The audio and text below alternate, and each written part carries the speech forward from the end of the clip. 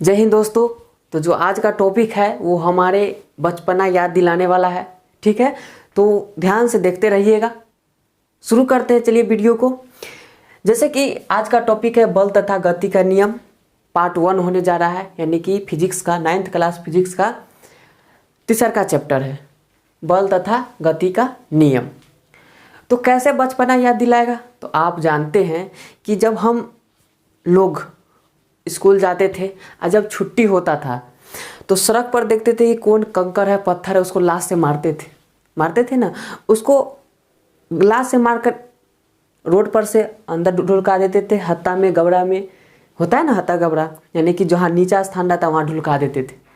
ठीक है, तो उस पर हम क्या किए, जो वो वस्तु था वो एक स्थान से दूसरे स्थान चला गया। इसके बारे में सोचे हैं? नहीं सोचे हैं। तो चलिए इसी के बारे में जानने वाले हैं। तो पहला है बल तथा गति। तो बल क्या है? तो बल वह कारक है जो किसी वस्तु को गति में लाता है। जैसे कि आप रोड पर चल रहे थे और पत्थर को मार दिए, पैर से मार दिए, तो वह कथी में आ गया? तो गति में आ गया। किस में आ गया? गति में आ गया। जैसे कोई सड़क था, इस पे पत्थर था, इस पे आप लाश से मारे, मतलब पैर से मारे, तो यह गति में आ गया, यहाँ से यहाँ चल गया, तो यह गति में आ गया। क्या किए? तो बल लगाए। क्या किए? बल लगाए। किस पे बल लगाए? तो ये कोई वस्तु था, वस्तु पर बल लगाए। तो वस्तु पर बल लगाने से क्या हुआ? तो गति में आ गया। क्या कहिएगा? गति में आ गया। जब वस्तु पर हम बल लगाए, वस्तु पर क्या लगाए? तो बल लगाए, तो यह वस्तु पर बल लगाए तो गति में आ गया, वस्तु पर बल लगाए तो गति में आ गया। तो पहला नंबर क्या है कि बल वह कारक है जो किसी वस्तु को गति में ला सकता है। आप गति में ला दिए, विरामावस्था में ला सकता है। अब देखिए, जैसे कि कोई वस्तु था, इसको गति में ला दिए, यह गति में जब तक रहेगा, कब तक रहेगा? जैसे कोई भी चीज़ रहता है, बॉल गेंद खेलते हैं, कोई छक्का मारता है, चाहे चौका जाने वाला रहता है, तो उसको आप रोकते हैं ना, तो वह किसी न किसी बल से मारा बैट से गेंद को, वह जा रहा है। जैसे ही चौका पहुंचने वाला रहता है उसको आप रोक देते हैं। तो उसी प्रकार से जब यह चल दिया, तो जब तक इस पर कोई बाह्य बल नहीं लगाएंगे, जैसे हम अपने हाथ से नहीं रोकेंगे, पैर से नहीं रोकेंगे, या यह घर्षण बल के कारण या हवा के कारण अगर नहीं रुकेगा तो यह वस्तु नहीं रुकेगा। तो किसके कारण रुकता है? तो हम बाह्य बल लगा देते हैं, जैसे हाथ से रोक देते हैं, पैर से रोक देते हैं, चाहे ये जो ज़मीन का घर्षण होता है, घर्षण के कारण भी रुकता है, और हवा के कारण भी रुकता है, क्योंकि इधर बॉल जा रहा है, इधर से हवा बह रहा है ना, तो हवा के कारण भी रुकता है। तो जब किसी वस्तु को गति में लाया जाता है, वह तब तक नहीं रुकेगा जब तक कि बाहरी बल न लगाया जाए। तो पहला नियम समझ में आ गया। मतलब पहला जो है कि बल वह कारक है जो किसी वस्तु को गति में ला सकता है। आप गति में ला दिए। विराम में ला सकता है। जैसे कोई वस्तु गति में है, यहाँ से यहाँ चल रहा है, उसको हम क्या कर सकते हैं? विराम में कर सकते हैं। दिशा में परिवर्तन कर सकता है। जैसे आप देखें कि उधर से कोई बॉल फेंका ना, फिर उधर से बॉल फेंका, इधर से फेंक रहा है, इधर से फेंक रहा है, इधर से फेंक रहा है, इधर से फेंक रहा है, और बीच में कोई आकर लपक लिया, तो क्या हुआ? ये इधर से बॉल इधर आ रहा था, इधर से इधर आ रहा था, लेकिन हम बीच में जाकर लपक लिए, तो इधर से इधर ना जा करके इधर से इधर आ गया, तो दिशा परिवर्तन हुआ। तो क्या हुआ? दिशा परिवर्तन हुआ। किसके कारण? बल के कारण। तो बल वह कारक है जो किसी वस्तु को गति में ला सकता है, विराम में ला सकता है और दिशा परिवर्तन कर सकता है। समझ में आ गया? अब देखिए, बल के बारे में अब चर्चा करेंगे कि बल कौन सी राशि है। अब कहिएगा कि कौन राशि? सिंह राशि, तुला राशि, कौन कौन कन्या राशि होता है, वो राशि नहीं है। यह है फिजिक्स का राशि, जो एक सदिश राशि होता है, एक अदिश राशि होता है। तो बल एक सदिश राशि है। बल एक क्या है? तो सदिश राशि है। बल क्या हो गया? बल सदिश राशि है। इसका एसआई मात्रक न्यूटन होता है। बल का एसआई मात्रक न्यूटन होता है। बल एक सदिश राशि है, बल का एसआई मात्रक न्यूटन होता है। बल एक सदिश राशि है, बल का एसआई मात्रक न्यूटन होता है। इसका सीजीएस मात्रक डाइन होता है। बल का एसआई मात्रक न्यूटन और सीजीएस मात्रक डाइन होता है। बल का एसआई मात्रक न्यूटन और सीजीएस मात्रक डाइन होता है। 1 न्यूटन बराबर 10 के पावर 5 डाइन होता है।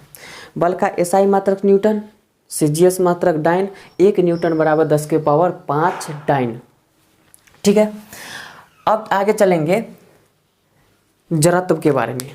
ठीक है, यह वीडियो अगर आप देख रहे हैं तो पहले चैनल को सब्सक्राइब कर लीजिएगा। ठीक है, इसके बाद हम गति का नियम बताने वाले हैं। गति के नियम बहुत ही इम्पोर्टेंट होता है। ठीक है, तो इसी के महत्व के देखते हुए, जड़त्व को देखते हुए, न्यूटन या बल के कारण अगर आप यह वीडियो नहीं देखेंगे तो वह वीडियो पार्ट 2 नहीं समझ में आएगा। तो पार्ट 2 पूरा देखिए, चैनल को सब्सक्राइब कीजिए और फिर पार्ट 2 डलाएगा तो उसको देखिएगा। जड़त्व क्या होता है, तो पहले परिभाषा पढ़ते हैं। किसी वस्तु का वह गुण, किसी वस्तु का वह गुण जो अवस्था परिवर्तन का विरोध करता है। आप जड़त्व परिभाषा से मत समझिए, यहाँ समझिए जड़त्व होता क्या है। जड़त्व मतलब ढीठ, जैसे हम ढीठ है, जैसे कि हम सोते हैं तो सोने का ही मन करता है और कुछ नहीं।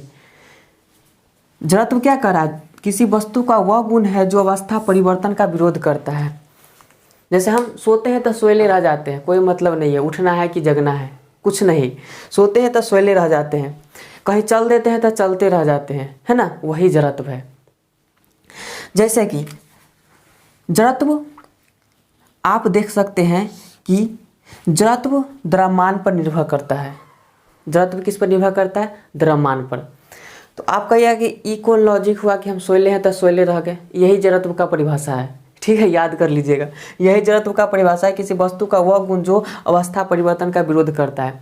विरोध कब करता है आदमी, जब हम सो रहे हैं आराम से नींद में, कोई आके उठा दिया तो विरोध ना करेंगे, काहे उठा दिया, क्यों उठा दिया, क्या काम है, करेंगे कि ना करेंगे। यानी कि हमको सोने का मन, हमको सोने दो। तो जड़त्व किसी वस्तु का वह गुण जो अवस्था परिवर्तन का विरोध करता है। हम याद कराने का कोशिश कर रहे हैं, ध्यान से देखिएगा। जड़त्व किसी वस्तु का वह गुण जो अवस्था परिवर्तन का विरोध करता है। जड़त्व देखिए, नोट इंपोर्टेंट है, जड़त्व द्रव्यमान पर निर्भर करता है। जैसे देखिए कोई ये रखा हुआ है, ये मान लेते हैं 10 ग्राम के हैं। 10 ग्राम को उठाने में क्या, जो 10 ग्राम द्रव्यमान का है, इसको उठाने में थोड़ा सा भीड़ पड़ा। 10 केजी का रख देंगे, उसको उठाएंगे तो थोड़ा और भीड़ पड़ेगा। 20 केजी का रहेगा, थोड़ा सा और भीड़ पड़ेगा। 50 केजी कूथने लगेंगे, करके कूथने लगेंगे, नहीं उठेगा। 100 किलो रख देगा, अतिरिक्त सब बाहर हो जाएगा। ठीक है, यानी नहीं उठेगा। तो क्या हुआ, वस्तु में जड़त्व आ गया, यानी कि जो अवस्था में था।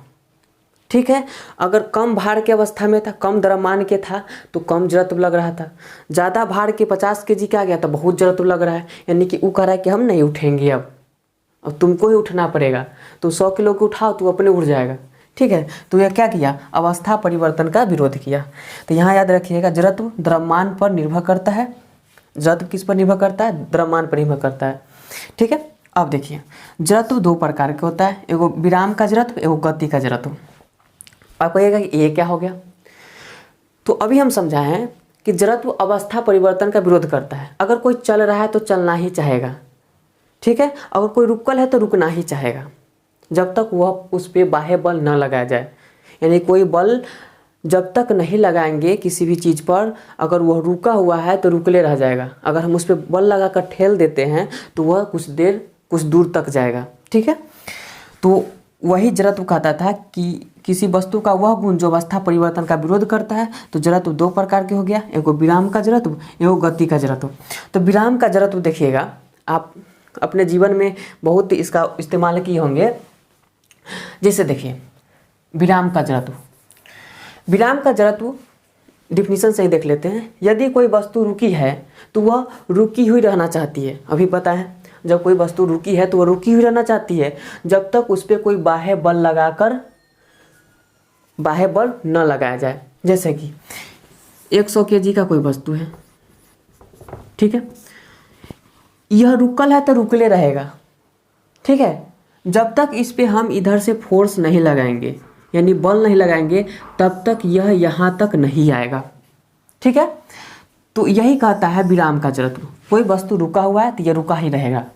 जैसे कि आप जानते हैं कि हम दरी, कंबल, कपड़ा को झाड़ते हैं, किसी भी चीज़ के कपड़ा को झाड़ते हैं तो उस पर क्या होता है, धूलकण होता है। जैसे एक कपड़ा पर धूलकण होता है, तो धूलकण क्या करता है, कपड़ा पर जम जाता है।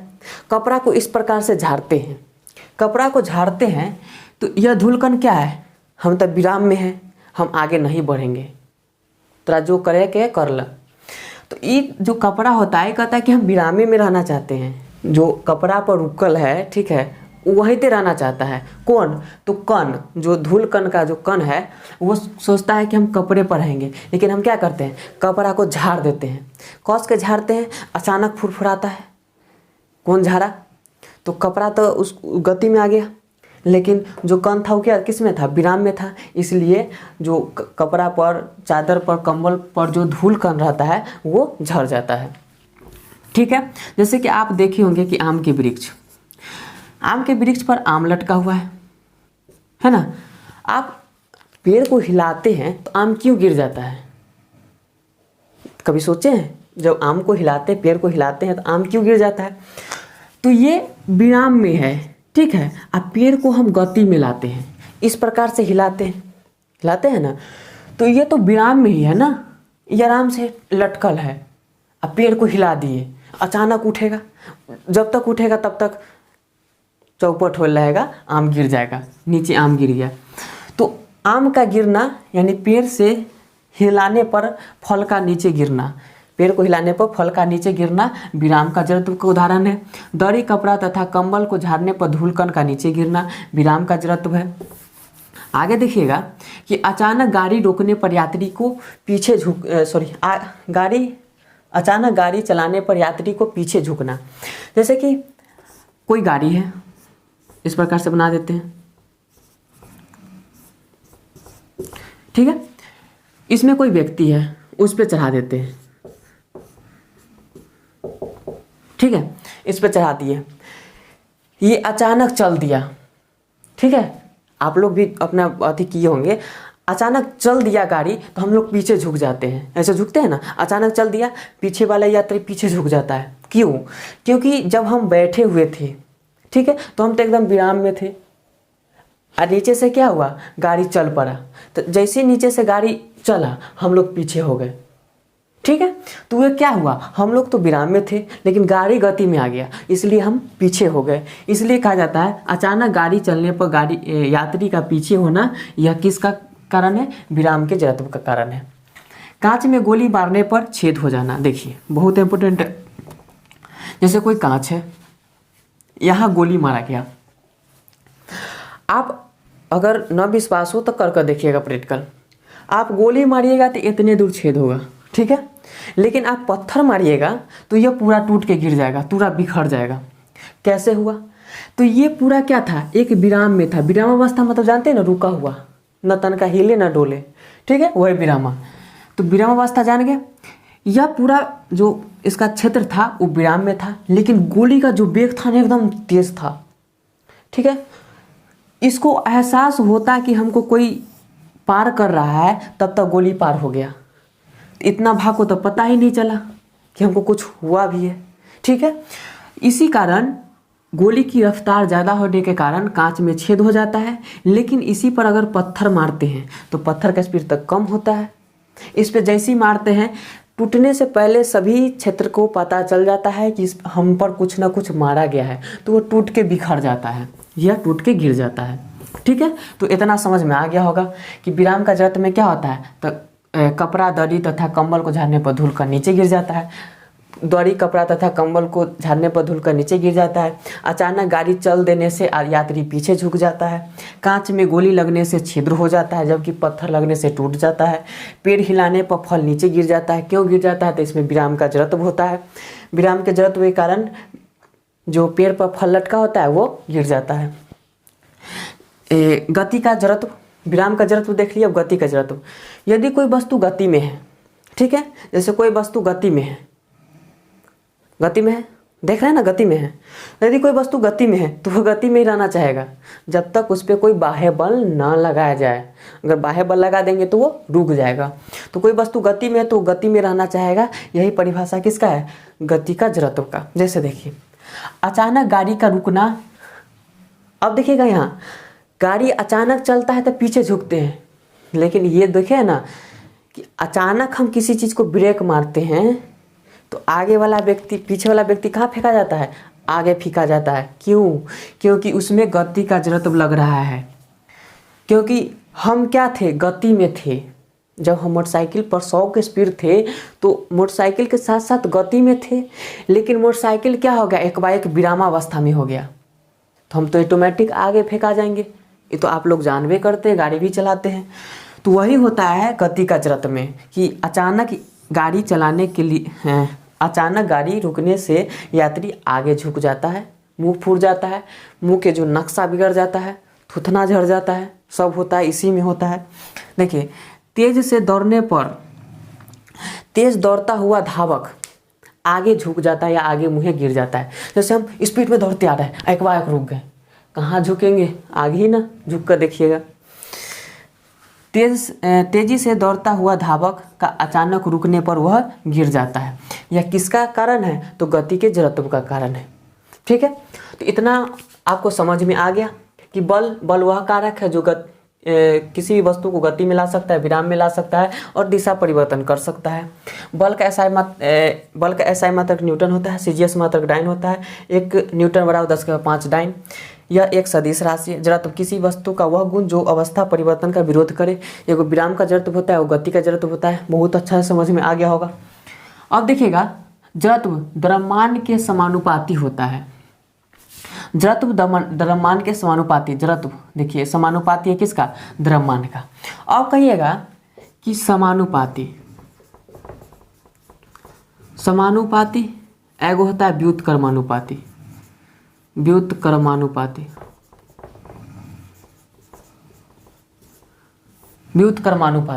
एक समानुपाती होता है, एक व्युत्क्रमानुपाती होता है। ये नहीं समझ में आता है हमको, बिल्कुल समझा देते हैं। जैसे समानुपाती कहने का मतलब होता है कि हम एक चीज को बढ़ा रहे हैं तो दूसरा चीज भी बढ़े, अगर एक चीज को घटा रहे हैं तो दूसरा चीज भी घटे। नहीं समझ में आया? जैसे कि देखिए, आपका एगो शादी हुआ, इधर शादी लिखते हैं, इधर पत्नी लिखते हैं। ठीक है, आपका एक शादी हुआ तो एगो पत्नी हुआ, एक और शादी हो गया, यानी 2 शादी हुआ तो 2 पत्नी हो गया, 3 शादी होगा तो 3 पत्नी हो गया। यानी एक शादी 1 पत्नी, 2 शादी 2 पत्नी, 3 शादी 3 पत्नी। यानी कि जो इधर की संख्या है वो भी बढ़ रहा है, इधर की संख्या वो भी बढ़ रहा है। एक शादी से 1 पत्नी, 2 शादी से 2 पत्नी, 3 शादी से 3 पत्नी। यानी कि जो चीज़ एक तरफ बढ़े वो भी चीज़ दूसरे तरफ भी बढ़े, जो चीज़ एक तरफ घटे वो भी चीज़ एक तरफ घटे, तो वो क्या कहलाता है, समानुपाती कहलाता है। जैसे कि अगर हम द्रव्यमान बढ़ाएंगे तो उसका जड़त्व बढ़ जाएगा, अगर हम द्रव्यमान घटाएंगे तो जड़त्व घट जाएगा। जैसे कि हम 100 किलो वस्तु रख दिए, उसको उठाने कहेंगे तो उसका जड़त्व क्या हो जाएगा, अधिक हो जाएगा। अगर हम 1 किलो वस्तु रख देंगे उसका जड़त्व क्या हो जाएगा, कम हो जाएगा। तो वैसा चीज़ मतलब समानुपाती वैसा मान होता है जो एक को बढ़ने से एक बढ़ता है, एक को घटने से एक घटता है। जैसे एक और एग्जाम्पल दे देते हैं, ध्यान से देखिएगा। जैसे आपके पास 1000 रुपया है, 1000 रुपया में आप 1000 रुपया है उसमें सब खर्चा करेंगे। 10 रुपया में आप ले लिए, क्या ले लिए, मान लेते हैं एक मिठाई ले लिए। 10 रुपया में 1 मिठाई हुआ, 20 रुपया में क्या गो मिठाई होगा, 2 गो मिठाई, 30 रुपया में 3 गो मिठाई, 50 रुपया में 5 गो मिठाई। यानी कि पैसा की संख्या बढ़ रहा है तो मिठाई बढ़ रहा है, पैसा की संख्या बढ़ रहा है तो मिठाई बढ़ रहा है, पैसा की संख्या बढ़ रहा है तो मिठाई बढ़ रहा है। उसी प्रकार हम इसको विपरीत करेंगे। 50 रुपया था, हम 20 रुपया घटा दिए तो 30 रुपया में 3 गो मिठाई, 20 रुपया में 2 गो मिठाई, 10 रुपया में 1 गो मिठाई। यानी कि समानुपाती का मतलब यही होता है कि एक बढ़ने से एक बढ़े और एक घटने से एक घटे। लेकिन व्युत्क्रमानुपाती का मतलब होता है कि एक को बढ़ाएंगे ना, एक को बढ़ाएंगे तो इधर का घट जाएगा। जैसे कि यही अगर व्युत्क्रमानुपाती रहता तो अगर हम जड़त्व बढ़ाते तो द्रव्यमान घट जाता और द्रव्यमान बढ़ाते तो जड़त्व घट जाता। जैसे कि आप देखिएगा, आप चल देते हैं मोटरसाइकिल से चल दिए, इसमें डला लिए 1 लीटर पेट्रोल, आप गए 1 किलोमीटर, इसमें बचा ½ लीटर 500 ml। उसके बाद 2 किलोमीटर गए, साफ हो गया। तो आप दूरी बढ़ाए पेट्रोल घटा, दूरी बढ़ाए तो क्या घटा, पेट्रोल घटा, दूरी बढ़ाए तो पेट्रोल घटा, कोई ना कोई घटा ना। तो वही कहा जाता है व्युत्क्रमानुपाती कि एक चीज़ बढ़ाएंगे तो एक चीज़ घटेगा। लेकिन समानुपाती होता है कि एक चीज़ बढ़ाएंगे दूसरा चीज़ भी बढ़ेगा, दूसरा चीज़ घटाएंगे तो वो भी चीज़ घटेगा। इतना समझ में आ गया होगा। तो अगले वीडियो में ज़रूर देखिएगा अगले वीडियो को, इस चैनल को सब्सक्राइब कर लीजिएगा। फिर मिलेंगे पार्ट 2 में।